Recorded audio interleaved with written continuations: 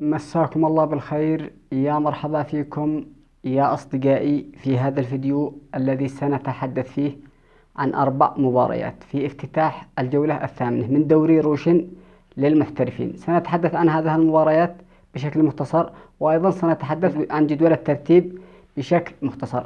أقيمت 4 مباريات في افتتاح الجولة الثامنة، انتهت ب3 انتصارات وتعادل وحيد. المباراة الأولى جمعت نادي التعاون بنادي الحزم، انتهت بفوز نادي التعاون ب3 أهداف مقابل هدف واحد، وتقدم فيها نادي التعاون إلى المركز الثالث وبفارق الأهداف عن نادي الاتحاد برصيد 19 نقطة. أما الحزم فأصبح متدينا للترتيب برصيد 3 نقاط في المركز الأخير. المباراة الثانية جمعت نادي النصر بنادي الطائي، تمكن فيها نادي النصر من الفوز على نادي الطائي بهدفين مقابل هدف واحد. الهدف الأول جاء في الدقيقة 32 عن طريق اللاعب تاليسكا، الهدف رقم 200 خلال هذا الموسم.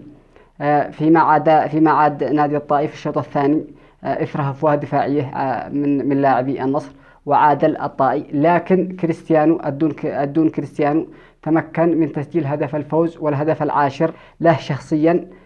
طبعا الدون كريستيانو حاليا متصدر قائمة الهدافين برصيد 10 أهداف.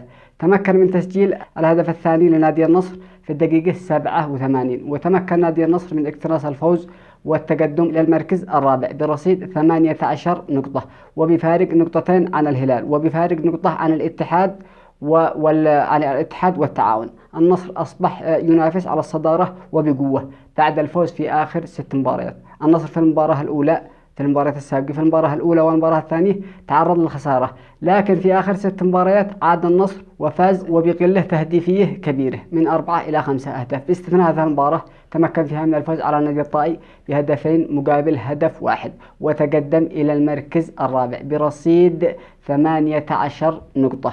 المباراة الثالثة جمعت نادي الاتحاد بنادي الفيحاء.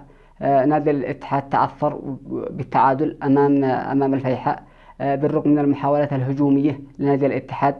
بعد هذا التعثر أصبح الهلال في المركز الأول والاتحاد في المركز الثاني.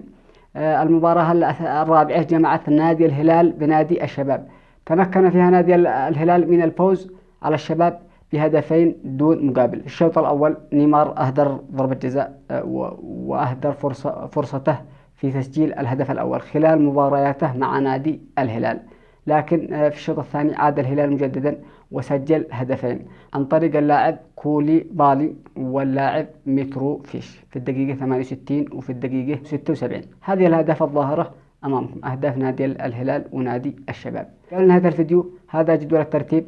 أولا نادي الهلال بعد الفوز اليوم بهدفين دون مقابل على نادي الشباب برصيد 20 نقطة. ثانيا نادي الاتحاد.